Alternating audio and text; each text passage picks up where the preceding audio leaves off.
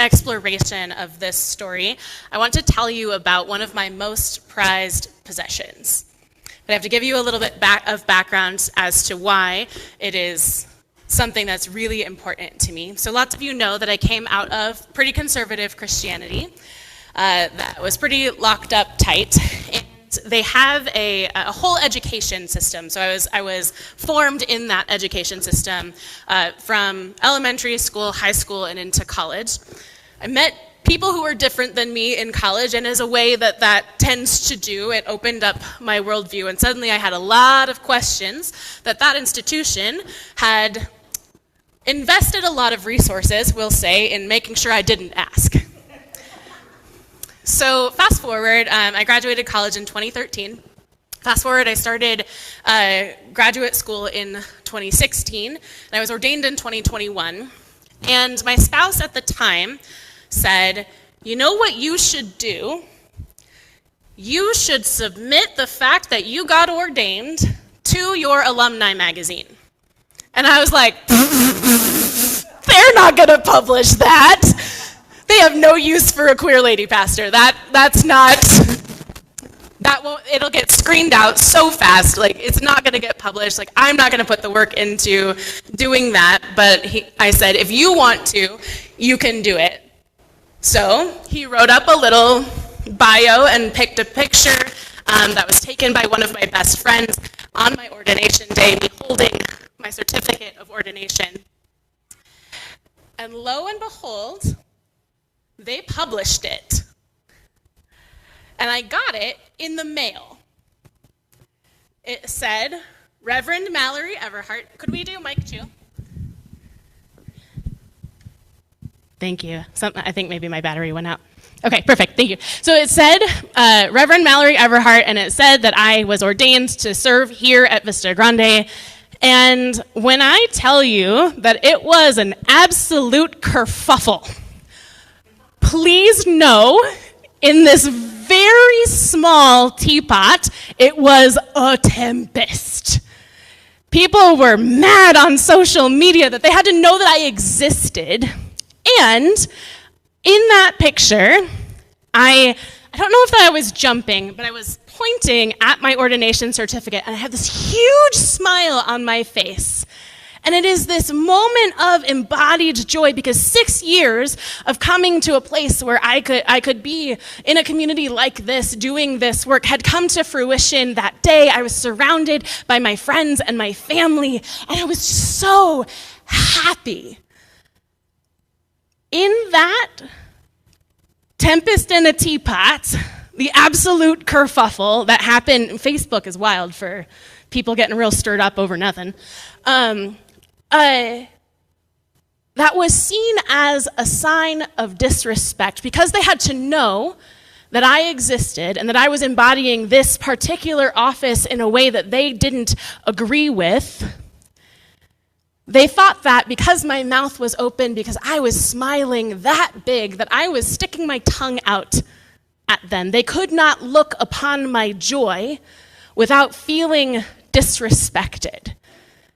And let me be very clear. I'm not really in relationship with any of these people anymore. They can't do anything to me. They have no power.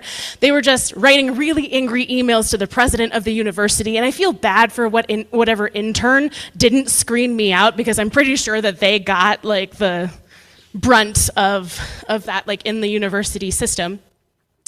But it was really instructive to me that here I was, free in my body, embodying a call that they did not want me to ever experience. And all they could see was disrespect.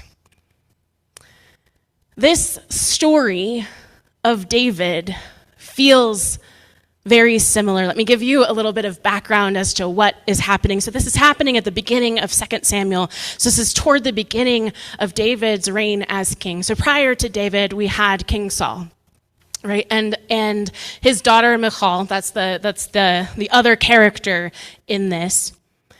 And Saul's reign was not like particularly stable. we'll say. And Saul was a really embattled king. And so we have the story of David and Goliath, right, which we know from Sunday school, where this young boy, in his early teens, David takes on like this big giant warrior. And then David becomes a military leader within the Israelite people and really provides, for the first time in their history, a certain amount of military prowess that they're not just getting like kicked all over the region, basically, because that had been kind of their lived experience. They had a lot of battles and they lost a lot of battles. So Saul loses his kingship and then dies. As a sign of good faith, David marries his daughter. That says we're not totally breaking with tradition, but there's this new kingship. So then we have the Ark of the Covenant. So if you've seen Indiana Jones, sacred object, right? So in kind of extra biblical myth, the idea that the 10 Commandments are housed within the Ark of the Covenant is a hugely important sacred piece of Jewish worship. And as a sign of huge disrespect, the Philistines, who were kind of the main enemy of the Israelites at the time, they capture the Ark and they work hard to desecrate it. So start this story, right? That David, being the really great military general that he is, has won a battle against the Philistines and has brought the Ark of the Covenant back.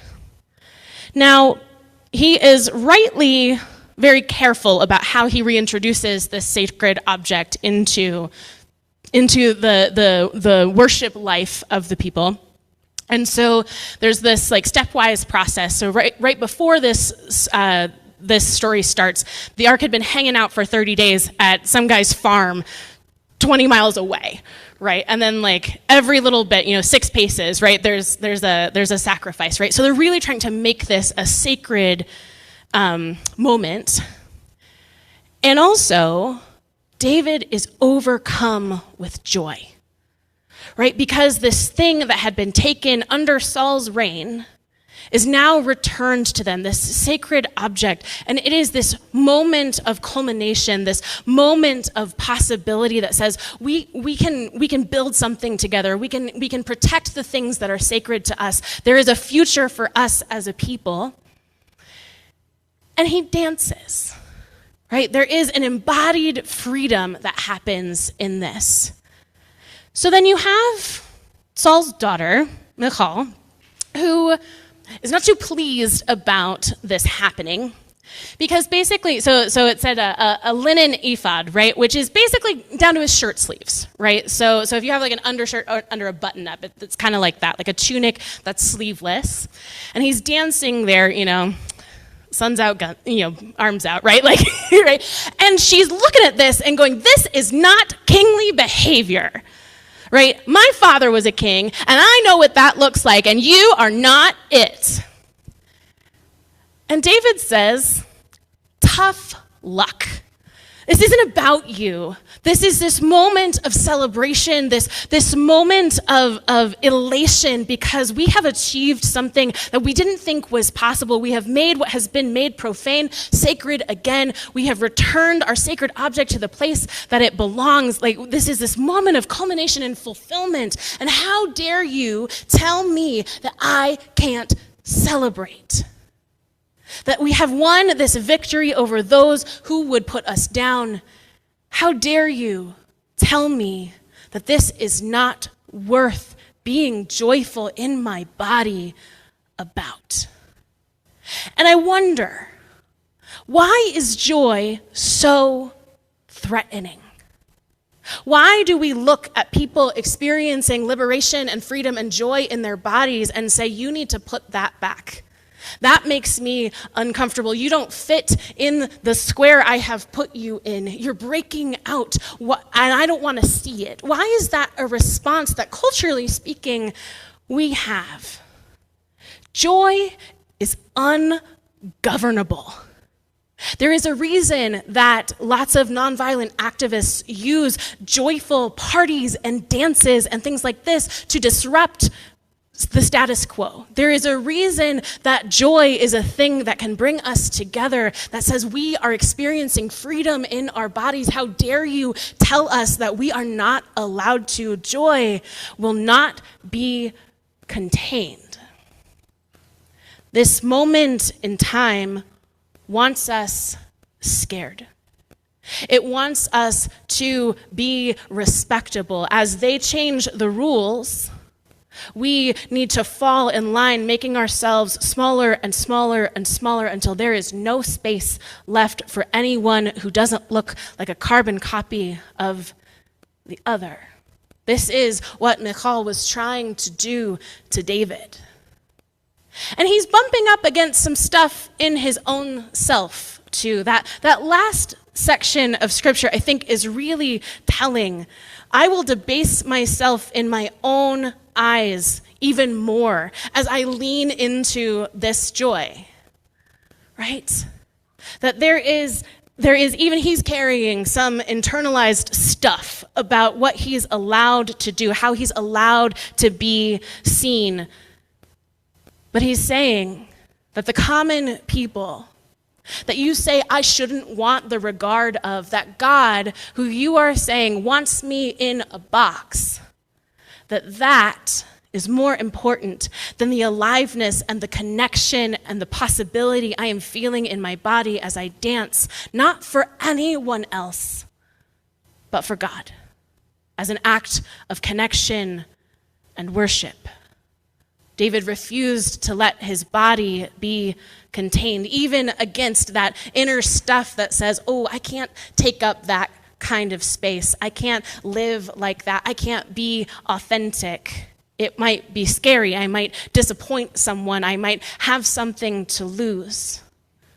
But I imagine that he took a breath and he said, and yet, there is something here, something that energizes me, something that connects me, that this moment in our history where we protected that which is sacred is worth celebrating.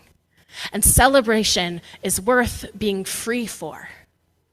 So in this moment, our joy is the thing that reminds us exactly who we are against all of the systems which are trying to take that from us. We get to say, this isn't about you. I'm not going to play by those rules. The people who see me, this is for them. The God who made me, this is my act of embodied connection and worship. You don't get to put me in a box because God never did. And that is so threatening to people who use God's name to trap and imprison people. Which is why it is so necessary to reclaim the inherent liberation that connection to each other, to our bodies, and to God has to offer. Joy is not a luxury. Joy is the thing that keeps us free. These fruits of the Spirit, these markers of a healthy, spirit-filled community are so necessary to protect and nurture and maintain in these days. This is not frivolous, feel nice spirituality. This is an act of aggression against a system that does not want us alive in our bodies, alive in our souls, alive to the interconnectedness that binds us all together. These are important things, the most important things. So yeah, I got up here and I made a little bit of a fool of myself on purpose. Because it was fun, because it was funny, because it invites you to be okay with making a little bit of a fool of yourself too, right? To get into that sense of aliveness, to get into your body in a way that reminds you that this life is a miracle, that there is possibility, that we don't have to live in a rigid box that keeps us constrained, that we can move and take up space and laugh and be silly.